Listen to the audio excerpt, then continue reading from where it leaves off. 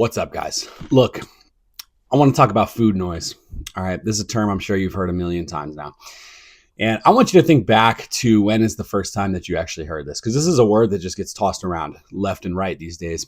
And I can tell you exactly when this started. It started around the same time that Ozempic and this first wave of GLP-1 medications hit the market. And it's honestly, this term is basically just a marketing campaign and a slogan used to sell you these peptides, these drugs. All right.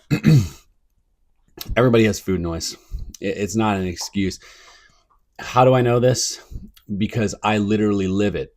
All right. This is a universally canon event for everybody. I'm telling y'all, and I'm not exaggerating, I was born to be obese. I was born to be a fat fuck. I love eating. I've never been a picky eater. I love trying new foods.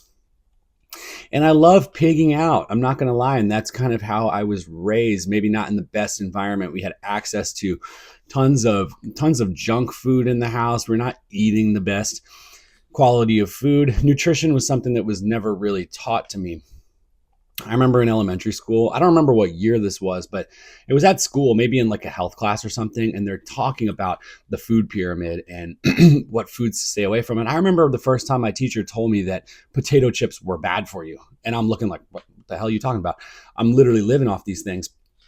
And I had no idea because these things were never taught to me. And the good news is that these nutrition facts and education are so much more prevalent now.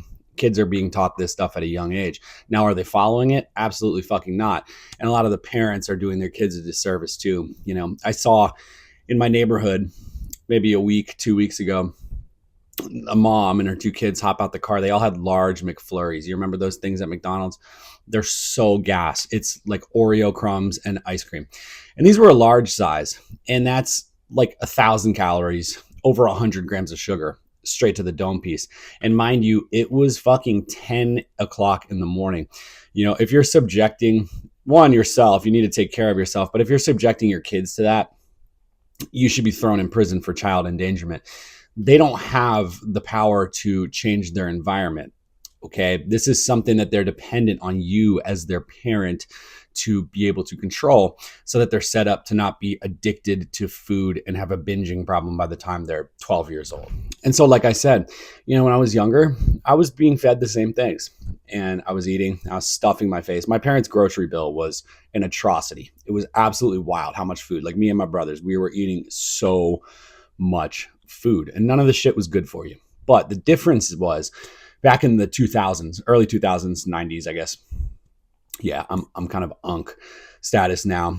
You know, back then we were moving so much more. Like me and my boys and all my dogs and the kids I ran with. You know, we were outside day and night, all day long, playing football, basketball, outside on our feet. We had to have been getting 20K steps a day minimum, and even with like more intense exercise because we were playing sports all day. So no amount of food that I could have possibly eaten was going to allow me to gain any type of fat because it was all being burned so efficiently. But the kids aren't outside anymore. Everybody's locked in the house. Everybody's on their iPads. Everybody's in their rooms and they're gaming and they're talking wirelessly. Nobody's hanging out in person. You know, this is why these Gen Z and Gen A, like these kids you can't even fucking look at them. And they, if you have a conversation with them, they literally can't even look you in the eye. They're like looking down and like panicking, looking like they're about to have an anxiety attack because there's just no. And I understand why with that big thing that happened in 2020. I know that has had a big negative impact on a lot of these younger generations, but still we gotta get back to what we were doing before. And I know technology is just everywhere and it kind of is inescapable, but we need to start getting out and actually taking care of ourselves. And again, as a parent, you're the only person who has the power to shape their environment and their surroundings. And this kind of brings me to the main topic of this video, and that is that we all need to start shaping our environment in a way that is going to allow us to succeed. And that's only if you're serious about this shit. All right. If you talk about it and I really want to get lean, I want to do this, but you're not doing anything, then just turn the video off now. This is for people who are actually serious about their goals and they want to make a change and go on this physical, mental, spiritual journey to become the leanest version of themselves. And so if you see somebody who's under 15% body fat, and they have abs and they look lean. One, that shit is super rare. So who knows? Maybe you'll never even see anybody like that. Majority of the time when you walk around, everybody's stomach's hanging out. Guys are looking like they're pregnant and shit. So it is kind of rare. But if you do see somebody who's lean, do not assume that they have less food noise than you. That's a terrible excuse. And it's just very, very far from the truth. Everybody deals with this gluttony demon, and some people are able to tame it better than others. And it really just comes down to willpower and discipline, in my opinion. Your discipline is a muscle and you have to train it.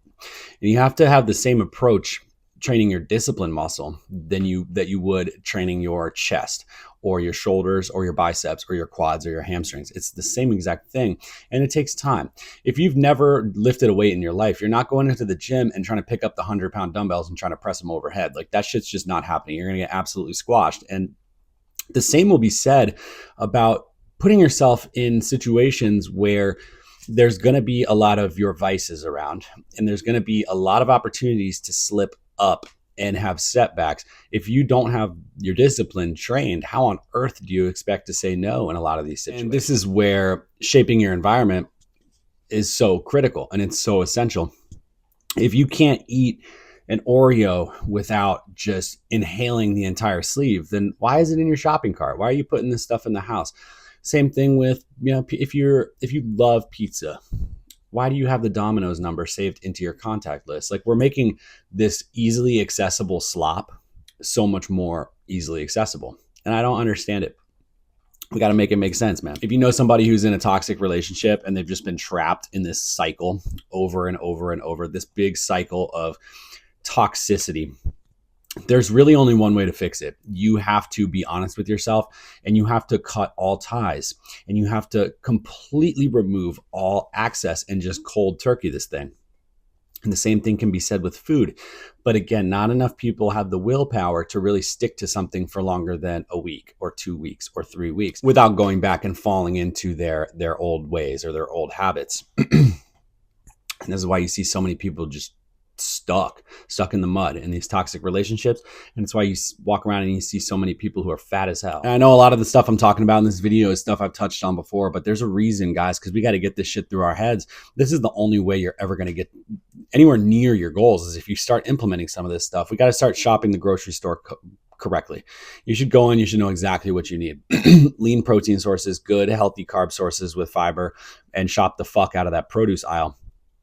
And of course, you can grab some stuff that you really enjoy, but if you don't have any discipline, it might be a good idea to really, really limit some of this stuff, or change to something similar that's going to be a lot lower of a calorie option. Because again, it's so difficult when you have these things in the house. If you've got cookies, cakes, donuts, and ice cream in your fridge and freezer, how do you expect to walk by and you look at it and it's staring right back at you, and that gluttony demon is on your shoulder telling you to go for it? Odds are you're not going to say no.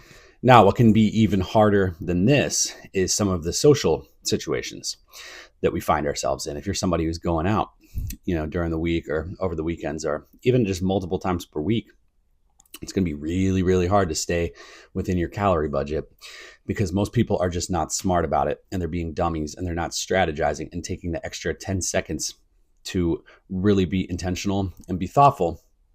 A lot of people are doing this, and it drives me crazy, because I have consultation calls with people who tell me, oh, dude, I don't know they act like they're 50 pounds of fat that they've gained, and an inability to fucking stand up out of a chair is some big mystery.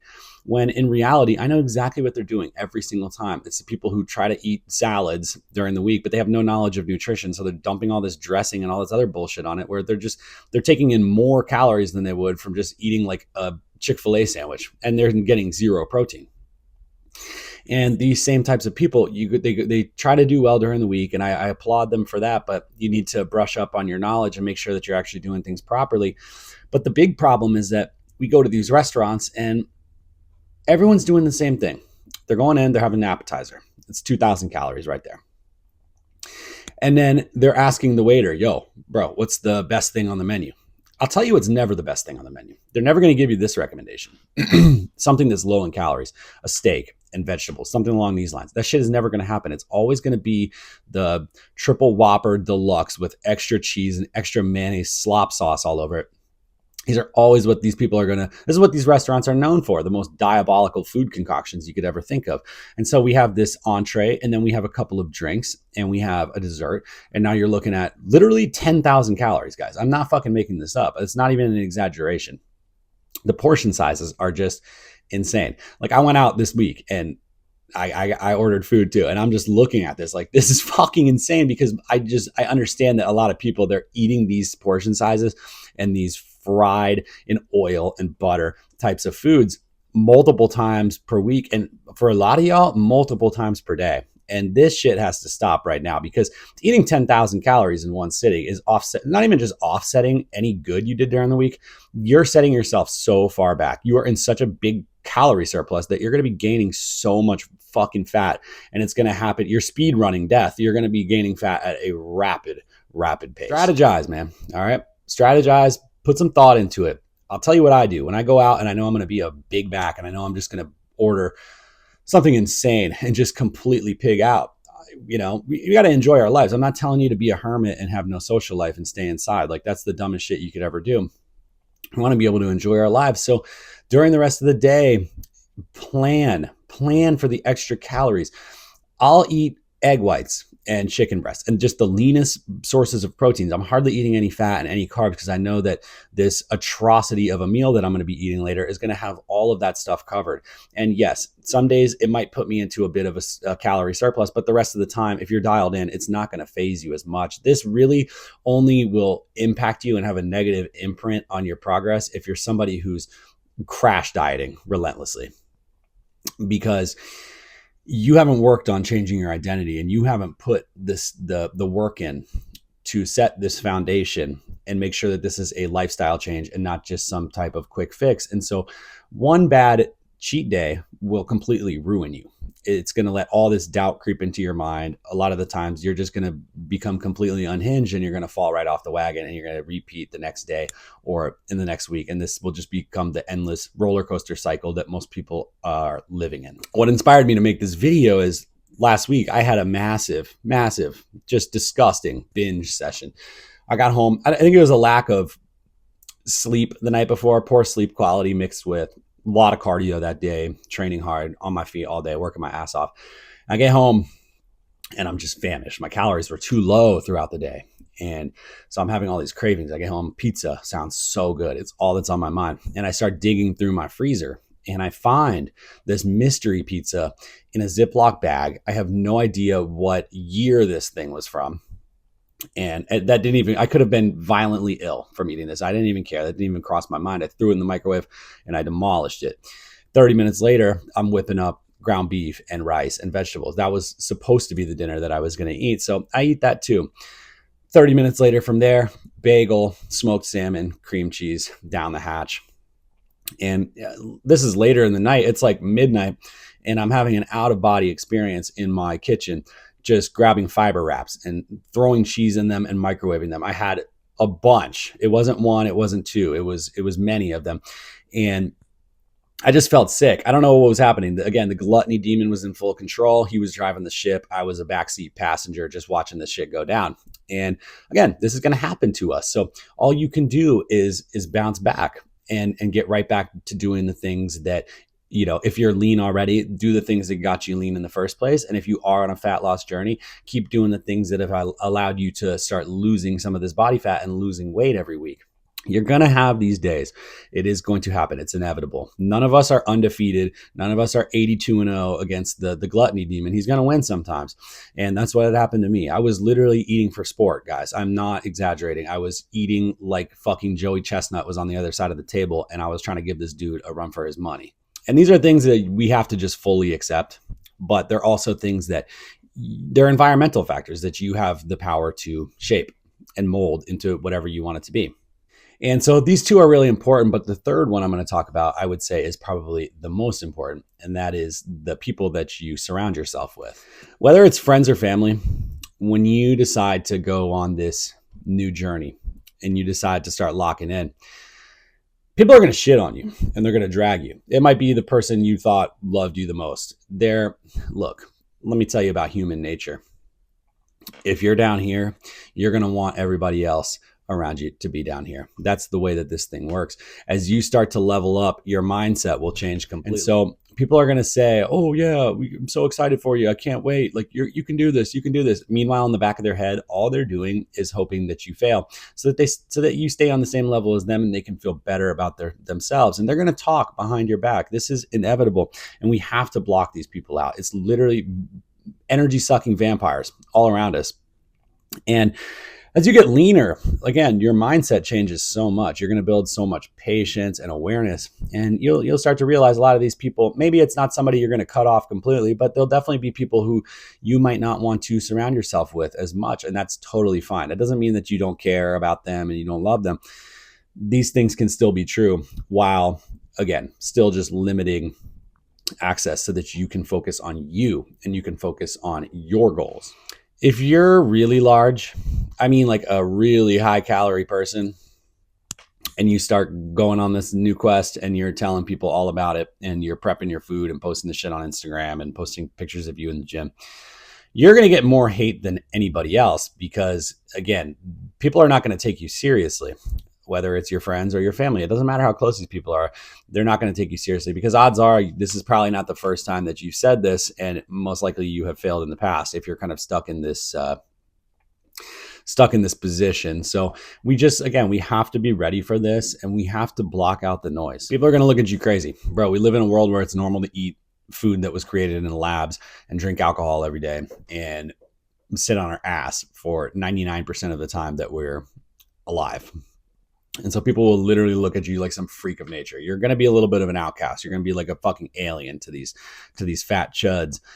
And that's the reality. When everybody's, when the average weight of a man in America is like 230 pounds at 5'8", you're going to seem a little bit different. And there might be people who you connected with before on certain things who you might not connect with anymore. But don't look at this as a bad thing. It's opening up all these new doors and opportunities to find more like-minded people who share similar interests and similar aspirations as you, and you're going to be able to build more meaningful connections at the end of the day. So I know this part can be kind of scary. I'm not saying to cut off all your friends. That absolutely should not be how you do this. I love all my friends I grew up with and stuff. And yes, like while some people have gone in different directions and our goals probably don't align, I do enjoy spending time with these people. I love them to death, but it's a little bit more limited now because most of the time I'm focused on me and I'm focused on grinding and putting that work in and doing my thing to really level up. So yeah, these are the three aspects of your life that you really need to dial in and focus on controlling. Again, you have full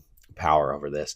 The food noise will win sometimes, but if you set yourself up in a place, an environment where these opportunities are going to be a lot more limited, I guarantee you'll find success. So I'm going to leave this one there. Sorry, it's a long ass video, but really important topic. So appreciate y'all for watching. I'll have another one coming in a couple of days, but until then, peace.